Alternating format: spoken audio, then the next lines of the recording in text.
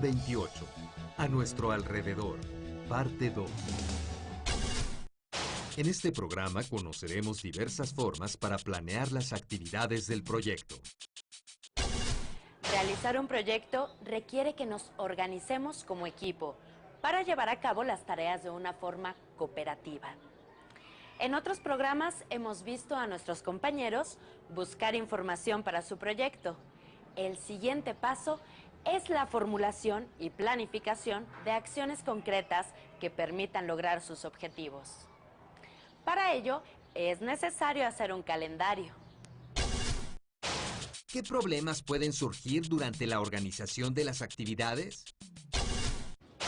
Bueno, que a veces no nos dejan, no sabemos dónde encontrar la información, o a veces las personas no nos quieren ayudar con lo que estamos, con la información que necesitamos, y a veces no nos dejan salir los papás no nos dejan salir a hacer trabajos. A mí me cuesta mucho trabajo ver qué problemas hay que resolver en el proyecto. La falta de comprensión de algunos compañeros que pues no colaboran leyendo o no comprenden algunos pasos de las que se van a elaborar en el proyecto. Lo que no me gusta es que algunos luego no quieren trabajar o nomás andan platicando y interrumpen a los demás y pues, no podemos trabajar bien o no nos organizamos.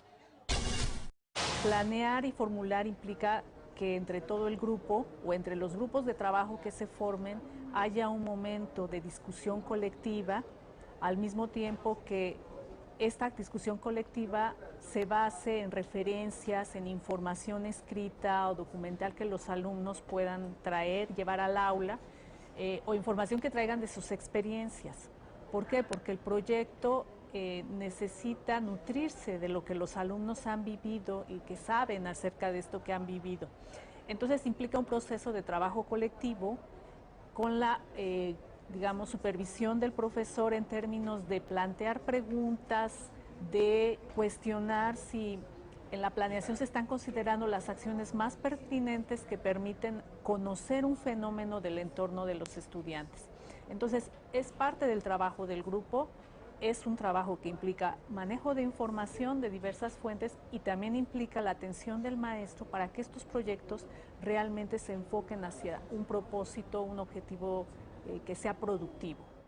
A las acciones que se les debe dar mayor importancia en un proyecto es sobre todo a dos tipos. Son las acciones de investigación.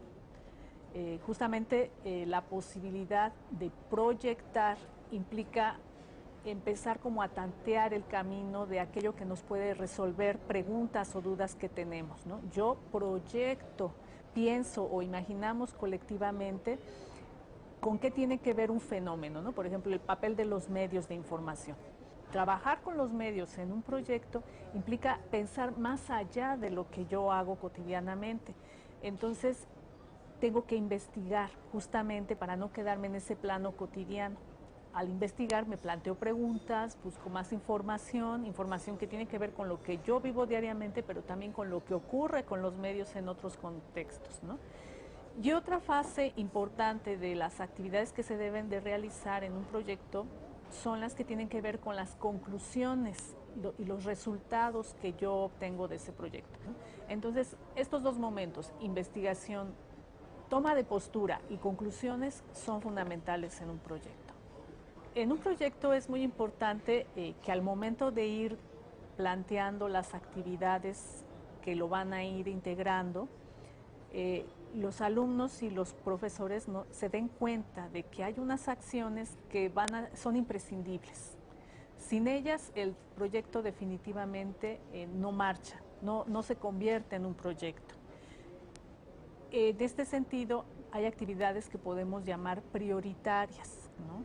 Tal vez, si hay un proyecto relacionado con el medio en el que vivimos y su conservación, bueno, pues evidentemente una actividad imprescindible dentro de ese proyecto va a ser el reconocimiento de las características de este medio.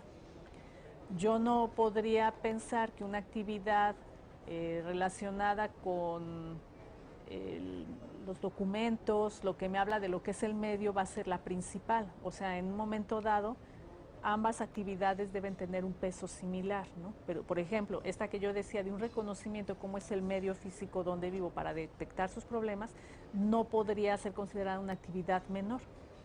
En cambio, si yo necesito nutrirme, particularizar en algunos problemas que voy identificando, bueno, a lo mejor la consulta de alguna publicación especializada sobre un aspecto de este medio en el que vivimos, o bien la consulta a algún especialista, pueden considerarse como una actividad secundaria, ¿no? ¿Por qué? Porque van a complementar. Entonces, ¿qué es una actividad principal que nos permite ponerla en primer término y qué es una actividad secundaria? Bueno, la que va a ser principal, aquella que nos permita darle el contenido concreto al proyecto.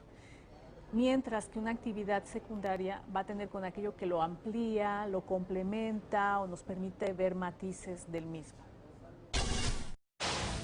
El calendario de actividades nos ayuda a precisar los compromisos y tareas que asume el equipo para lograr el objetivo. Una manera de calendarizar es crear una tabla en la que describamos las acciones, los responsables y la fecha en que se realizarán. Pueden agregar otras columnas en las cuales escriban ideas adicionales, como las cosas que son importantes recordar al realizar la actividad. Una vez que escribieron las acciones que realizarán, calculen cuál será la duración de su proyecto. Escriban en la primera acción la fecha de inicio de su proyecto y en la última acción la fecha en la que terminarán. No todas las acciones tienen el mismo tiempo de duración. Algunas se pueden realizar más pronto, otras se podrán hacer simultáneamente. Para asignar el tiempo a cada una, consideren si realizan actividades fuera de la escuela o si las realizarán de forma individual o en grupo.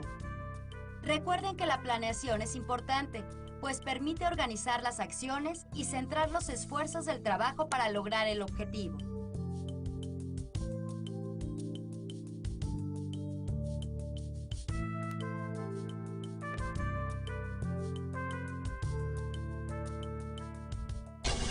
En un proyecto es muy importante calendarizar las actividades que lo integran. ¿Por qué? Porque la realización del proyecto se hace en un tiempo específico. En este caso, los proyectos que realizan los alumnos pues están dentro del marco de actividades de la escuela.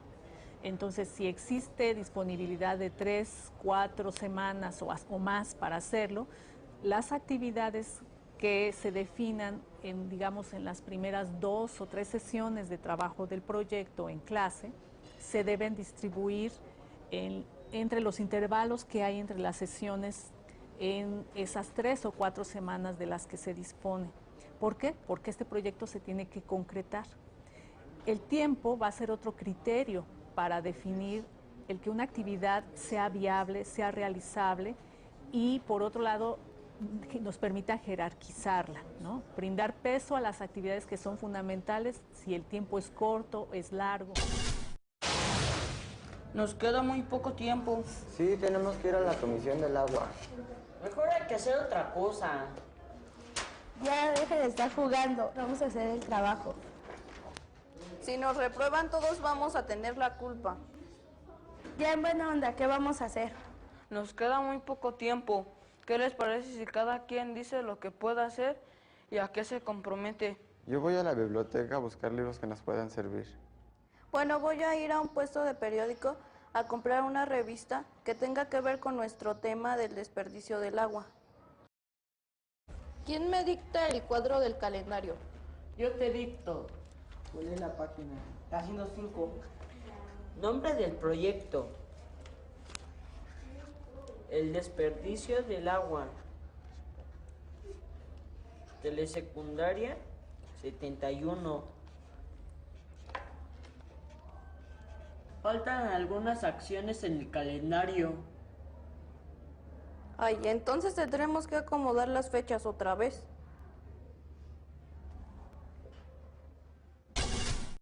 Ahora bien, el calendario que se elabora es un esquema de trabajo, no es una camisa de fuerza. Durante la realización de cualquier proyecto puede haber una serie de imprevistos. Por ejemplo, que se tenía contemplado visitar una comunidad o se tenía contemplado salir de la comunidad e ir a entrevistar a personal de una institución de salud.